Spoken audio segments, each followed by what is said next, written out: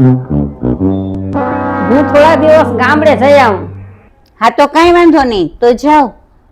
બા હું તમને બસ સ્ટેશને મૂકી જાઉં? ના, હું વહી જઈશ.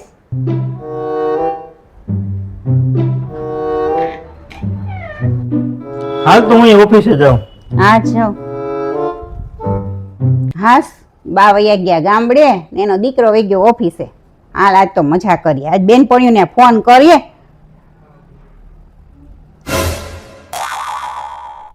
હાલ કાજલ. હા મારા સાસુ ગામડે વયા ગયા ને, તો હાલો આપણે આજે પિક્ચર જોઈ આવીએ ને બાર હોટલમાં જમી આવીએ ને મનીષાને ફોન કરી દેજે.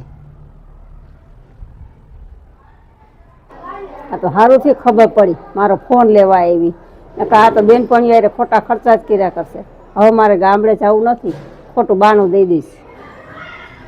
હાલો તો પિક્ચર જોવા જાવું ને તો ફટાફટ કામ કરી લો પછી જઈએ.